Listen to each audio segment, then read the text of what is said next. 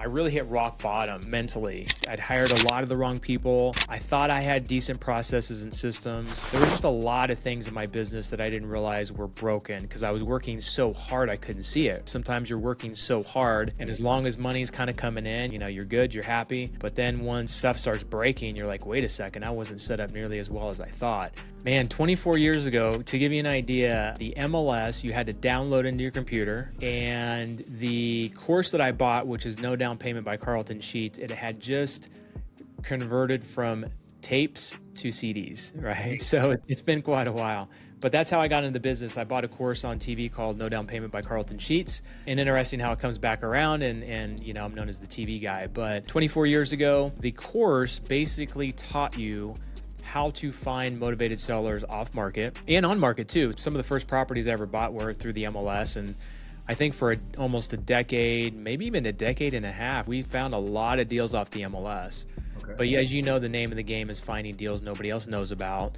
So back in 2001, when I got started, I had someone call me because they knew that I had just filed a new LLC, and they told me about phone book advertising. And so I feel like I've kind of pioneered some things, and TV we'll obviously get into here in a little bit, but I was the only one that I ever knew that did phone book advertising for real estate investing. So I ran an ad. It was like $100 a month just to kind of test it. Ended up doing a bunch of deals from that the first year. Then I increased it to 300, then 500, then 1,000. And then eventually phone book, obviously, I don't even remember what year it was, probably 2012, give or take, kind of started fading off to where we're like, we just can't do that anymore. But yeah, back then it was off-market deals. It was talking to real estate agents. The first deal I ever got, I went into the newspaper, called a real estate agent that said, I have a fixer-upper. And that's how I found my first deal. What if I could show you how to work half the time that you are now, or better yet, create what I call a 5-hour business? I want to show you my 3-step system that showed me how to go from 60 to 80-hour weeks to now only having to work 5 hours a week in my businesses. The truth is, I actually don't have to go to work. If I don't go to work, I still get paid, and my businesses run without me. In fact, a couple years ago, I got really sick and couldn't go to work for many months. Not only did my businesses run without me, but they did record numbers, doing millions and millions without me. Now I'm on a mission to help as many business owners create businesses that run without them, or at least the ability to work 5 hours or less if you want to, while your business still grows. So if you want to learn more about this, go to 5hourbusiness.com, where I can share my 3-step process on how you can do the same. Again, 5hourbusiness.com. Knowing what I know now, I offered full price thinking it was a deal, and it was still a decent deal at full price, but I probably could have gotten it for quite a bit less. Pretty major fixer-upper. It was built in like 1910. It was cool because I was 21 years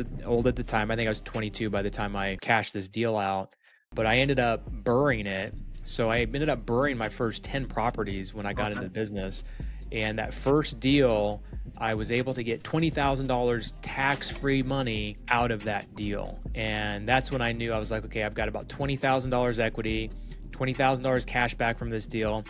I'm like, this is a pretty cool business. So from then I got addicted, man, and just started doing deals. And then within 2 years, I was able to quit my jobs, I guess. I was waiting tables at the time. And my other job, I guess, was school. Now that I think about it, I was actually in college.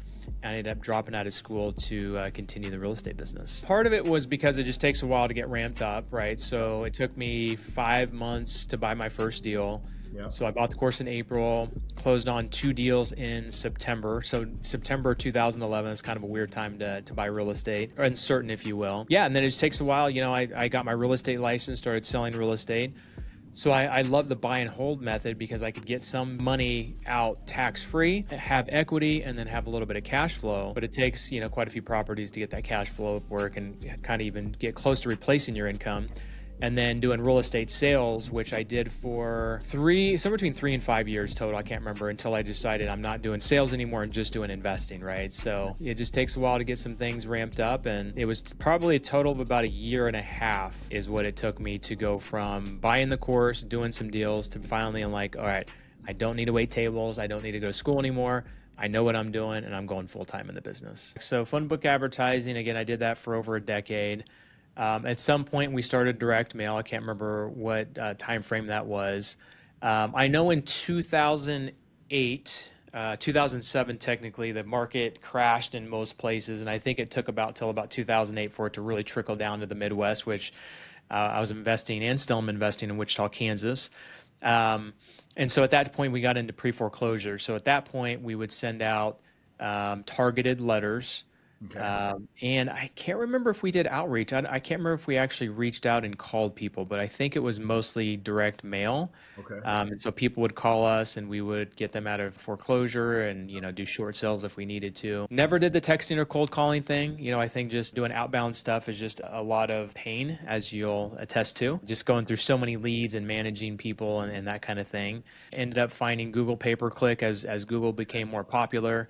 And then 2012 is when I found TV. I had a poker game actually, and someone told me, I actually saw these two guys on that I noticed that were on TV. And so I kind of got this celebrity thing like, oh man, Yeah. they're playing poker with these guys on TV. And so I just started Yeah. talking to one of them. And he's like, yeah, man, we do millions and millions of dollars of business just from TV commercials. He's like, we don't do anything else. I mean, he just started telling me all the benefits of TV. And so, because I was very interested, he's like, you should call my media guy, Drew. He's been doing it for a while. Maybe it's good for your business. I'm not sure if it is or not. He can let you know. So I called Drew the next Monday and yeah, man, I think I know who your avatar is. Let me go negotiate some rates for you. Came back with a great schedule with a pretty reasonable ad spend, and that kind of changed the game right there. And it's been by far the most profitable and most consistent lead channel we've had over the last 13 years now, 24 years. I've added the whole time in business, including all different lead channels. And now we do just about anything you can think of when it comes to marketing. So we don't do anything outbound. So we don't do texting, cold calling, driving for dollars. But TV is the center of everything we do. Then we do radio, which compounds the effect of the mass media. And then we do direct mail, we do PPC, we do Facebook, we do billboards. We do pretty much everything we need to do to be omnipresent in our market, which I feel like to have a good, consistent, sustainable business, not just in real estate investing, but really in any industry, you need to have multiple lead channels that are working by themselves, but then also working together.